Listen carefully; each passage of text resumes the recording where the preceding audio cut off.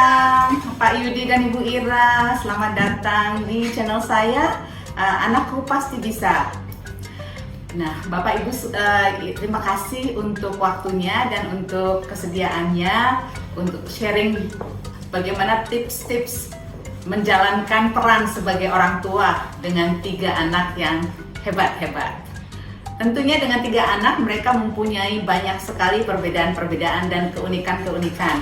Nah, bagaimana sih caranya mereka dengan keunikannya masing-masing, Ibu kembangkan bakat dan talentanya.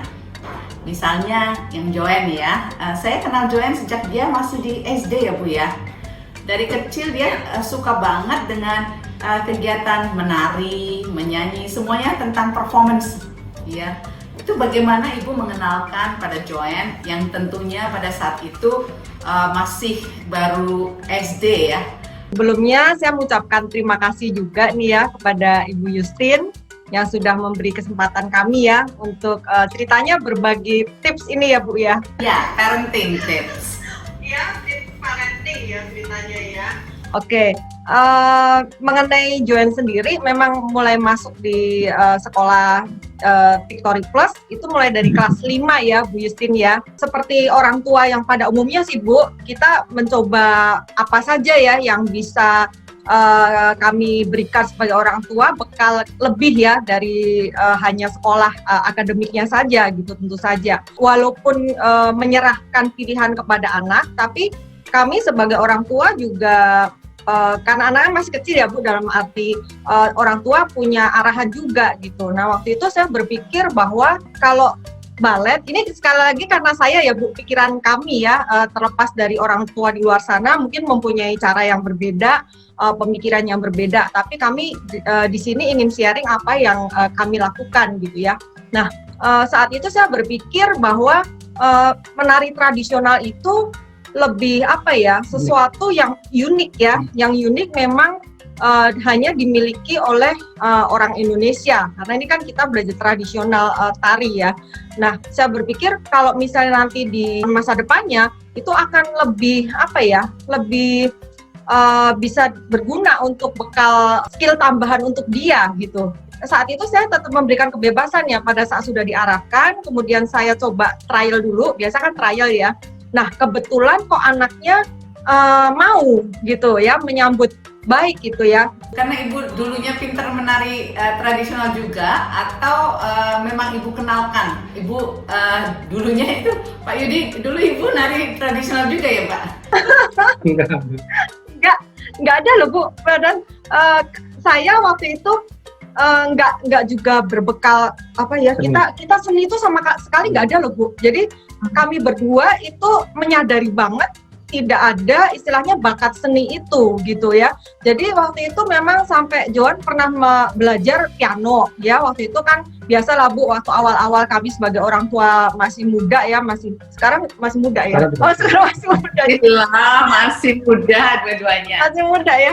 Waktu itu juga pengen juga anaknya bisa piano kan Bu gitu ya, alat musik yang modern gitu. Tapi kok anaknya tuh nggak enjoy Bu untuk menjalankan lesnya. Nah saya sudah bisa melihat nih, ini anak kenapa kayak terpaksa gitu ya, nggak enjoy seperti itu ya. Jadi ternyata memang akhirnya saya menyadari juga ya, ini mungkin hubungannya bakat ada ya. Maksudnya kami nggak berbakat ke arah sana. Demikian juga kami tidak punya hak untuk memaksakan anak ini juga supaya mau gitu loh. Akhirnya sampai di satu titik akhirnya kami berdua menyerah dalam arti udah deh, kayaknya dilanjutkan juga percuma ya. Nah kita bisa kembangkan yang memang anaknya enjoy gitu. Nah kebetulan dia lebih ke perform as a performer gitu Bu. Itu lebih enjoy seperti. Kalau saya bisa katakan di sini, sebenarnya bakat itu kan ada 2 ya. Orang-orang bilang apakah bakat itu dari nature atau nurture. Kalau dari ceritanya Ibu itu berarti dari nurture ya Bu ya, dari pola asuhnya, karena Ibu kenalkan dari kecil, terus habis itu Ibu analisa ini anaknya suka enggak ya. Memberikan opportunities atau kesempatan pada Joen sendiri waktu kecil, ikutan balet lah, ikutan piano, ikutan tradisional, tarian, dan ternyata yang dia minati malah yang tarian tradisional tadi. Iya. Oke. Nah, ini dengan anak yang kedua kan beda lagi ya. Dari jenis kelaminnya beda, terus kesukaannya beda. Ini bagaimana nih menangani Jason waktu dia masih kecil? Sebenarnya sama ya Bu. Kami intinya memberi kebebasan sih, memberi kebebasan ke anak-anak ya. Di mana yang mereka pilih gitu ya, mau art kayak, mau apa, ke sosial, ke sport atau ke science gitu. Kami tidak mengarahkan ke satu titik saja gitu ya. Jadi awalnya dulu kami memberi kepemahaman ke anak-anak bahwa masa sekolah ini adalah masa untuk nyoba gitu ya, nyoba semuanya gitu ya. Jadi kesempatan untuk mencoba berbagai bidang gitu ya. Syukur-syukur nanti semuanya bagus ya, tapi kan biasanya ada anak tuh menonjol di mana gitu ya. Jadi waktu Jason saya tanya gitu, kenapa Jason kamu kok kata Bu Justin seperti ini gitu ya? Ya karena jawabannya bener cuman itu Bu, karena Mami kasih kebebasan gitu.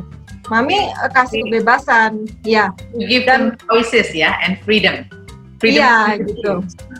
Ya, dan memang di pola pengajaran kami juga kami tidak pernah memaksakan anak untuk memberikan les akademik Bu. Jadi di pihak kami ya, dari kami itu tidak lantas menyodorkan gitu ya. Misalnya Jason atau Joan, Javier, kamu sekolah ini lesnya ini gitu ya. Kadang udah disediakan ya, ada beberapa yang menggunakan pola